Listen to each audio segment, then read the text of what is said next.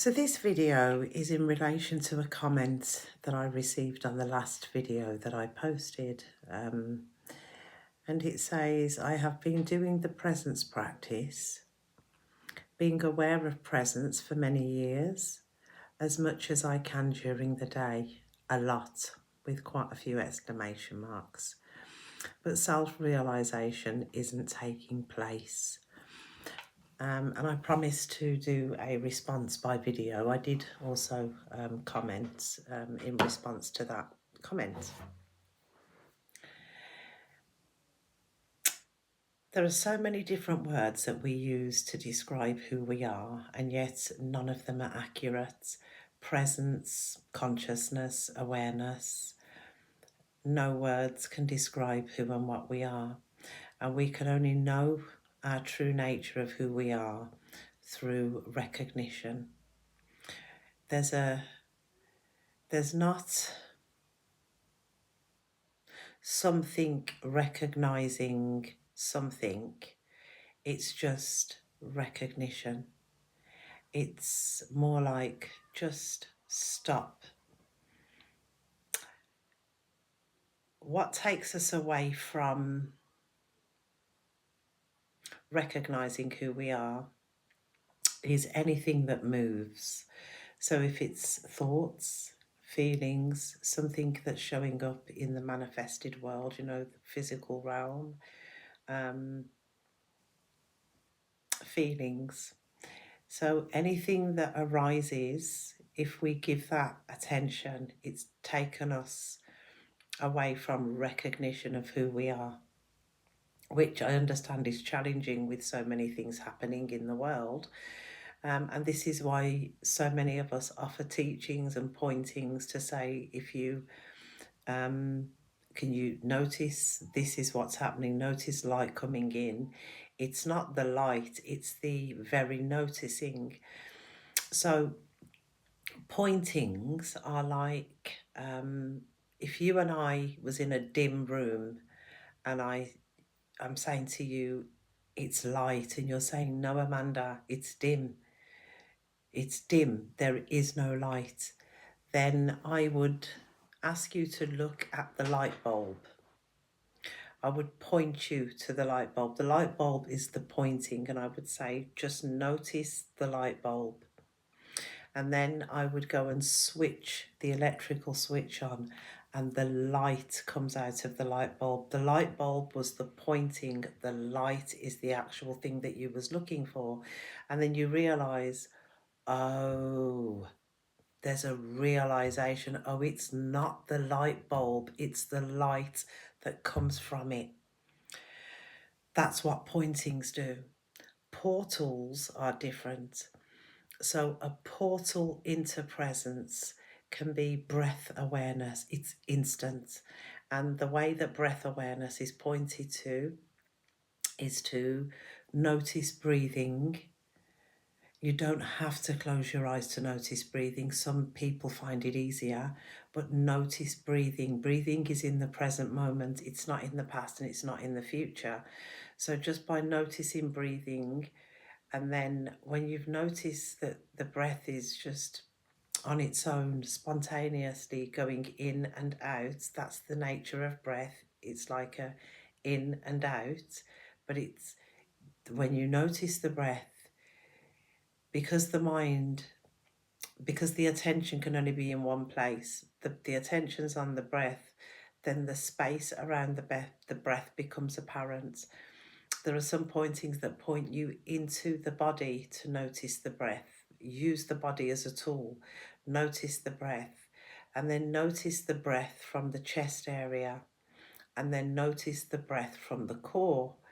And as you're noticing the breath, after a couple of minutes, you then notice the aliveness. So you took the attention off the breath, and now there's a noticing of aliveness, and the aliveness may be felt as though it is in the body.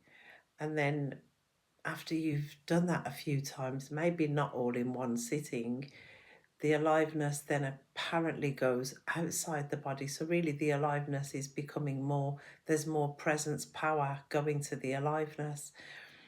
And when you do that, you then eventually, if not immediately, detect a vibration. You can detect an absolute vibration in the body, because the body is made up of thoughts. It's thought forms. It's a thought. That's why some teachings call it the body mind, because there's thoughts that are in this body. There are emotions that can be in the body, and feelings are in the body, and that's when we've been contracted. So the more attention we give to that which is a lighter frequency, breath is a light frequency, the feeling of aliveness is a lighter frequency, the lighter frequency becomes bigger and it permeates more, and there's a recognition that, oh, the body is not solid, because you're paying more attention to the lighter frequencies. All of that is realizing, you are realizing that the breath is in the present moment, realizing the energies, realizing. So self-realization is part of the changing. It is not the absolute, but it is a good place to start, because you're realizing frequencies. It's constant realizing that, oh, thank you is a high vibration. Wow. It's realizing, recognizing, realizing. Now, recognition is to stop. There you are. You can't take a step towards yourself. You can't take a step back. You don't need to go in the body. You don't need to do any special focusing. You don't need to do nothing. There is no maintenance. The ocean is the ocean. You cannot do anything. The very doing is taking you away from that which you are. You exist. The sense of me, that sense of me, remove the label and there you are. That me is the self, but we've put a label on it and called it me. And the minute that we said me, constructs of concepts are attached to that me label. I like, I don't like, this is mine, that's theirs, I've been trying, it's in time, space, everything is attached to the me. So if you remove the label, me, you still feel presence. It's the label. The sense of me, remove the label, the sense I am. Some spiritual teachings haven't helped with small I, big I, but I'm telling you, I've never had a problem with I. The very first time I went into self-inquiry, I said, am I suffering? I was met with silence. There wasn't no, oh, it should be impersonal. It was, am I suffering? It was a very straightforward question. Am I suffering? And then I said, there is no I to be suffering. I couldn't even find the I. And we can have the experience of feeling like I am, and then there's no I. It's life patterning, shaping, forming, morphing. And it's to understand that the ocean is blank, empty, doesn't even have I. It's attributeless. It's just known. And then you've got within the ocean, you've got the water dancing, which is full of frequencies and vibrations, and it dances. And that one has a sense of I exist. It knows it exists because it's in the ocean. There's a I exist. You are the I exist.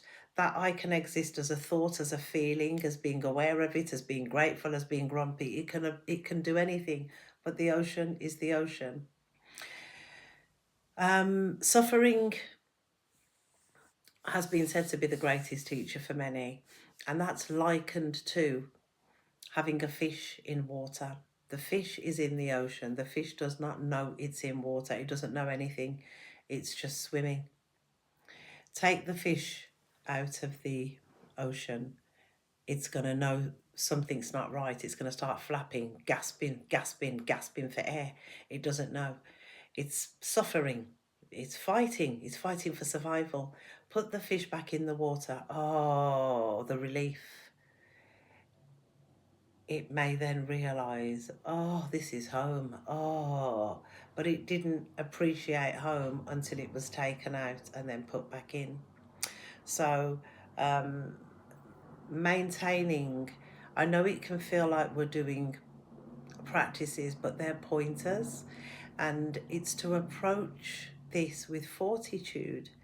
It's to approach it's that level of, no matter what, I'm here to be who I am, my authentic self, and to experience the freedom that comes with it. That's hand and glove. It's automatic. You don't have to do anything for freedom. However, to because there's a lot of frequencies, there are loads of frequencies, there are loads of energies, and they're infinite. They can't be created and they can't be destroyed. They're present in the presence. It's to either it's to unplug from the dualistic mind, the one that's got a past, the one that's been doing things for many years. It's to unplug. When we unplug from the dualistic mind, we realize that it was like a dream, but you've still got the character. And then the character is on the progressive path, releasing, letting go, self-inquiry, whatever life is doing, because it's not personal. And then the more presence and the more presence, the one that was letting go and the one that was saying thank you, that one, you say, oh, it's a dream that never was. So that one, the grateful one, because that's the soul, that's the real water, that's got the presence, the power and the intelligence, but it's localized. It's the localized consciousness. It's the one that has that the ocean can have a personal experience, not personal, but it can have a fragrance, an individual experience through this. Because that's, if the ocean is experiencing itself as this dance, and then this dance, it's the ocean. But then this dance has been coloured with frequencies and energies and has taken itself to be a separate entity. It doesn't see that its source is the ocean, and it starts to dance a different tune, the tune of dualism, of me and mine, and I'm separate and I'm surviving, and it does all of that. And then in the field, information comes in that you're not the body. There's self-realization, and then this one, then, oh, I can be self-realized. And so it starts to do whatever dance it's doing, it's letting go, or it's releasing, or it's waking up, or it's awake. It doesn't matter, it's doing that. And then that starts to feel like a dream, like, whoa, this is a dream. And then the dream falls, and then the dreamer falls, and you realize, I am the ocean all along. And that is the progressive path, meeting with the direct path. But it's to get out of the way. I remember a couple of years ago in prayer, I said, Jesus, what am I doing? He said, get out of the way. He said, no, I said, what am I doing? He said, that's the problem you're doing. Get out the way. I said, but what do I do? He said, do nothing. And it was then the recognition. And then it was later on that day that I heard David Bingham talking, and I was like, that's it. It was like he brought the confirmation, because I didn't know what it was, because it was just being normal. So it's just being normal.